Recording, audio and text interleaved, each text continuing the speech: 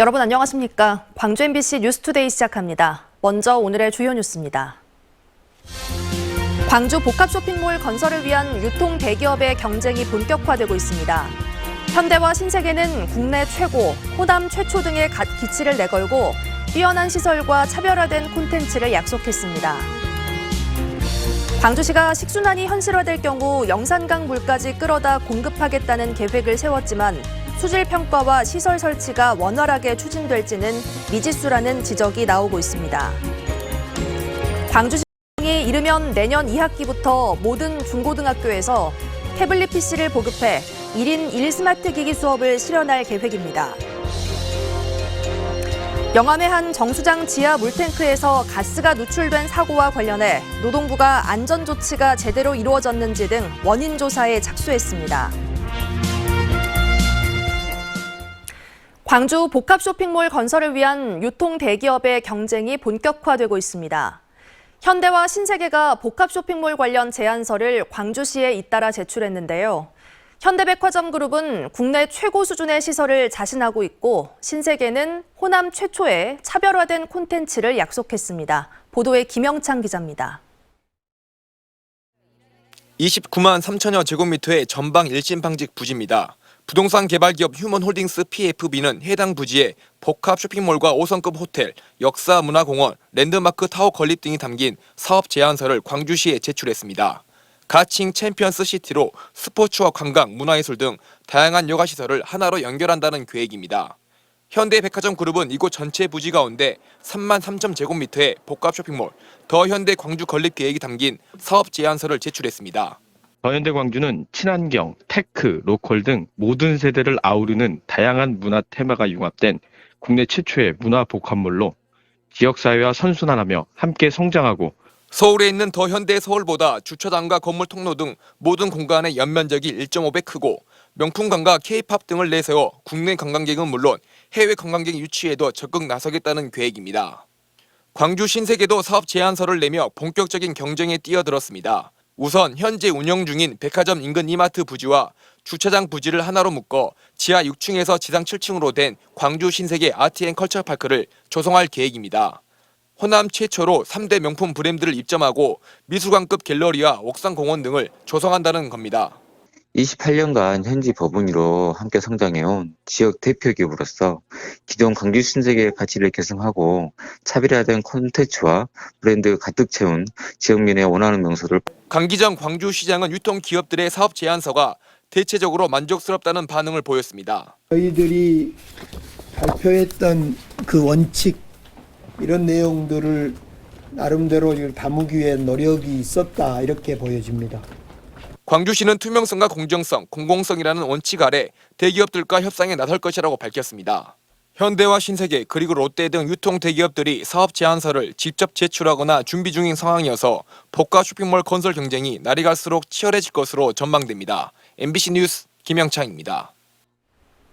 광주 시민들의 모바일 이용 편의를 위해 공공 와이파이 구축을 활성화하는 조례안이 발의됐습니다.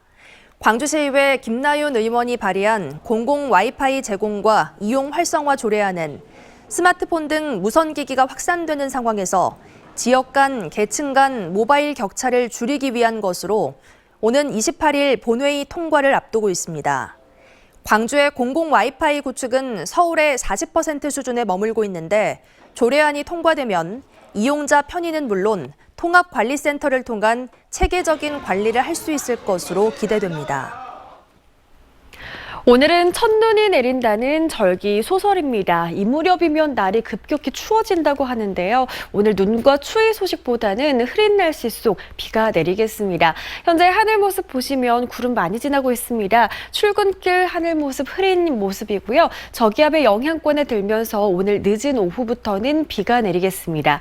내일 새벽까지 비가 이어지겠는데요. 예상되는 강우량은 광주와 전남의 5에서 10mm로 비가 많이 내리진 않겠습니다. 평년 기온을 크게 웃도는 날씨가 이어지고 있습니다. 오늘 아침 기온 10도 안팎으로 어제 기온보다는 3도가량 높고요. 한낮 기온 17도로 어제와 비슷하겠습니다. 날씨 정보였습니다. 광주 지역의 물 부족 사태가 심각하다는 소식 하루가 멀다 하고 전해드리고 있죠. 식수원 확보에도 비상이 걸렸습니다. 광주시가 영산강 물을 끌어오겠다며 대책 마련에 나섰는데요.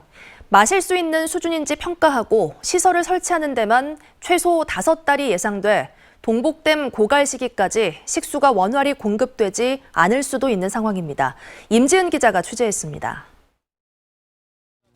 광주시 주요 식수원인 동복댐과 주암댐은 이미 바닥을 훤히 드러냈습니다. 공업과 소방용수 부족과 함께 주민 생활에 필수인 식수 공급에도 비상이 걸렸습니다.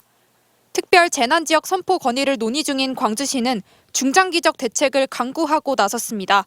가뭄 대책 관련해서 이제 특별 재난기금, 특별기금이라든가 여러 가지 장기적 준비 이런 것은 관심 갖고 있습니다. 광주시는 제한급수에 대비해 하루 43,000톤의 영산강 하천수를 이곳 용현 저수장에 공급하는 등 대책 마련에 나섰습니다. 현재까지 광주시가 내놓은 대책은 영산강 하천수를 용현 정수장으로 끌어와 정화하거나 하천 지하수를 새로 개발하거나 사용하지 않고 있는 동복댐의 저층수를 끌어올리는 것입니다. 하지만 이 대책이 실현되려면 해결해야 할 과제들이 있습니다. 먼저 공업 용수로만 쓰여 3급수에 해당하는 영산강 하천수를 마실 수 있는지입니다.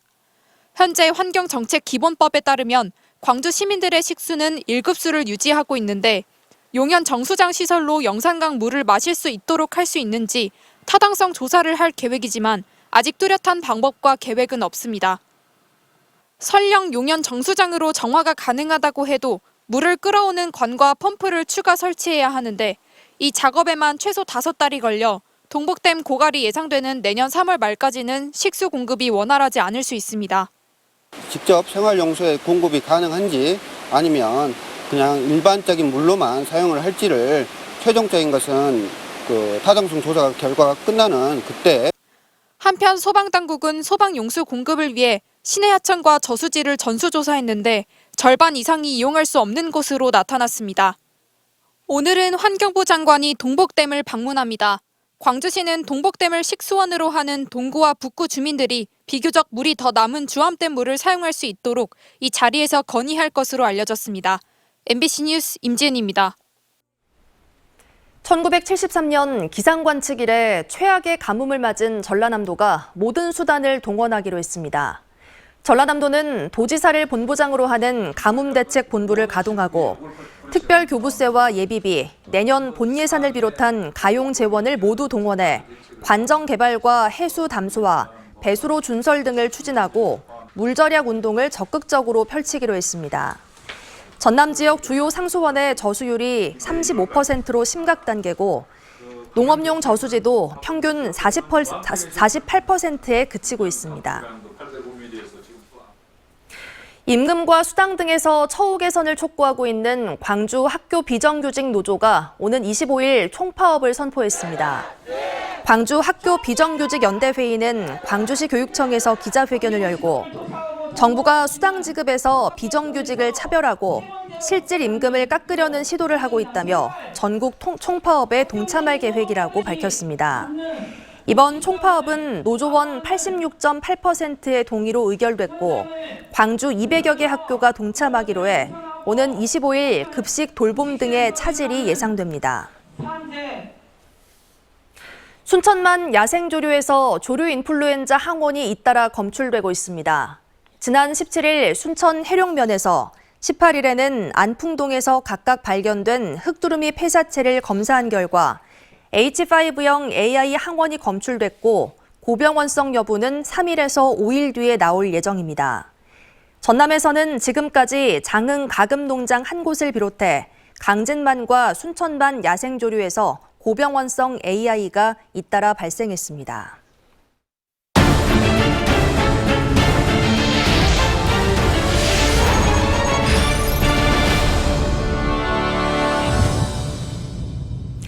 광주시 교육청이 1인 1스마트 기기 보급 사업에 다시 시동을 걸었습니다. 이번 계획이 예정대로 순항할 경우 빠르면 내년 2학기부터 광주의 모든 중고등학생들이 태블릿 PC를 한 대씩 받았을 수 있습니다. 이다현 기자가 취재했습니다. 광주의 한 고등학교입니다. 스마트 기기를 활용한 과학 수업이 한창입니다. 자, 3과 연기의 공통적 성질을 표현하는 사진으로 바꾸겠습니다. 학생들은 사진과 영상 자료를 찾아가며 앉은 자리에서 자기 생각을 표현하고 친구들과 공유합니다. 학생들의 지식량을 보완할 수 있는 인터넷이라고 하는 광범위한 지식의 그 바다에서 아이들이 그 내용들을 쉽게 접할 수 있는 접근성이 많이 좋아진 것 같습니다. 하지만 지금은 수업 때마다 이 기기를 반납하고 있습니다. 태블릿 PC 6만 4천여 대를 광주 초중고등학생 17만 명이 돌려쓰고 있기 때문입니다. 학생들이 수업 자료를 효율적으로 관리하기 어렵고 교사 입장에서도 스마트 기기를 활용해 수업을 하는데 제약이 있습니다. 전국 17개 시도교육청과 비교하더라도 광주의 스마트 기기 보급률은 37.6%로 5번째로 낮은 수준입니다. 이정선 광주시 교육감은 지난 지방선거 당시 모든 학생들에게 태블릿 PC를 한 대씩 보급하겠다고 약속했지만 지난 8월 추경 예산을 확보하는 데 실패하면서 사업 추진이 지지부진한 상태였습니다.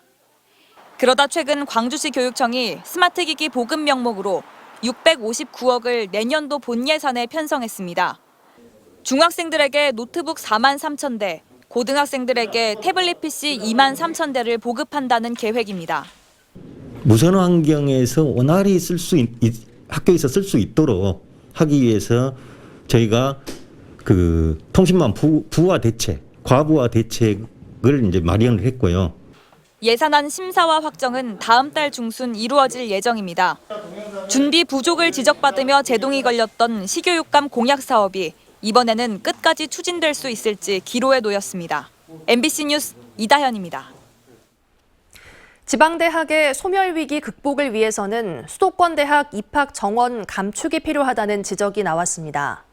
학벌 없는 사회를 위한 시민 모임은 2025년까지 96곳의 대학이 자율적으로 입학 정원을 줄이면 1,400억 원까지 지원하는 교육부의 적정 규모화 계획에 호남 제주권 대학이 47% 참여하는 반면 수도권은 26%로 참여율이 저조하다고 밝혔습니다. 또 윤석열 정부의 반도체 관련 인재 양성 계획이 수도권 대학 증원으로 이어질 우려가 크다고 덧붙였습니다. 지난주 영암의 한 정수장 지하 물탱크에서 가스가 누출되는 사고가 발생했습니다. 노동부가 안전조치가 제대로 이루어졌는지 등 사고 원인 조사에 나섰습니다. 양정은 기자의 보도입니다. 영암군 군서정수장에 입구를 통제하는 펜스가 둘러졌습니다. 노동부가 산업안전보건공단 등과 합동으로 지하 물탱크 가스 누출 원인 조사에 나선 겁니다. 지난 18일 영암 군서정수장 지하 물탱크에서는 가스가 누출돼 작업자 4명이 질식하는 사고가 발생했습니다. 먼저 관리감독 책임 있는 공무원부터 시작해서 현장에서 작업하시는 작업자분들 모두가 안전관리에 철저히 해야 되는데 이번 사고는 가연성 연료를 이용한 고압 청소기에서 일산화탄소 등 가스가 유출돼 발생한 것으로 추정되고 있습니다. 노동부와 경찰은 정확한 사고 원인 조사와 함께 사고 당시 지하 물탱크 내 가스 농도와 산소 농도 등을 파악하기 위해 현장 감식도 진행했습니다. 또 사고 당일 작업장의 공기질 점검이 제대로 이뤄지지 않았다는 의혹에 대해서도 조사가 진행 중입니다. 여기는 실제적으로 측정하지 않았고 제가 다른 현장에 있다가 이제 와서 이제 측정하고 돌아다니려고 예정이었는데 영암군은 다음 주부터 관내 정수장과 배수지 전체를 대상으로 안전점검을 진행할 예정입니다. MBC 뉴스 양정은입니다. 올해 김장 비용은 지난해보다 낮아질 것으로 전망됩니다. 한국농수산식품유통공사가 전망한 배추 20포기 기준 김장 비용은 21만 5천 원으로 지난주보다 2.9% 하락했고 지난해 11월 중순과 비교하면 12.2% 낮아졌습니다. 이는 배추와 무의 산지 출하량이 늘고 고춧가루 등 김장 재료 가격이 하락한 데 따른 영향입니다. 전라남도가 농수축산물과 관광상품 등 118개 품목을 고향사랑 기부제 답례품으로 선정했습니다. 선정된 답례품은 남도 장터 상품권과 친환경 농산물 꾸러미, 나주 배와 영광 굴비 등 22개 시군 특산품으로 시군당 5개 품목씩 선정해 기부자의 답례품 선택의 폭을 넓혔습니다. 고향사랑 기부제는 개인이 1인당 500만 원 한도에서 주소지 외 지자체에 기부할 수 있고 기부 금액의 30% 이내로 답례품을 받을 수 있도록 돼 있습니다. 광주 고액 기부자 클럽인 이너소사이어티에 150번째 회원이 가입했습니다. 광주 사회복지공동모금회는 기념식을 열고 150번째 아너소사이어티 회원으로 광주 중견기업 가운데 한 곳인 남선석유 주식회사 김홍균 회장이 가입됐다고 밝혔습니다. 고액 기부자 클럽인 아너소사이어티 가입 기조는 한 번에 1억 원을 기부하거나 5년 안에 1억 원을 기부하기로 약정한 개인입니다. 오늘은 첫눈이 내린다는 절기 소설입니다. 이 무렵이면 날이 많이 추워진다고 하는데요. 오늘 추위와 눈 소식보다는 이 포근한 날씨 속 비가 내리겠습니다. 현재 하늘 모습 보시면 구름 많이 지나고 있습니다. 출근길 날씨 구름 많은 모습이고요. 점차 저기압의 영향권에 들면서 오늘 늦은 오후부터 비가 내리겠습니다. 내일 새벽까지도 비가 이어집니다. 예상되는 강우량은 광주와 전남에 5에서 10mm로 내리는 비의 양이 많지는 않겠습니다. 평년 기온을 크게 웃도는 요즘입니다. 아침 기온 11도 안팎으로 어제 같은 시각보다 3, 4도가량 높은 기온에서 출발했습니다. 한낮 기온은 16도에서 17도 안팎으로 어제와 비슷하거나 조금 낮겠습니다. 곡성 7도 안팎으로 출발해 한낮 기온 17도로 오늘도 대부분 지역의 일교차가 10도가량으로 크게 벌어지겠습니다. 바다의 물결은 서해상을 중심으로 높게 일겠습니다. 최고 2.5m의 물결 예상되고요. 바람도 강하게 불겠습니다. 해상 안전사고 없도록 주의하셔야겠습니다. 당분간 뚜렷한 비 소식은 없습니다. 날씨 정보였습니다. 이상으로 뉴스 마칩니다. 시청해주신 여러분 고맙습니다.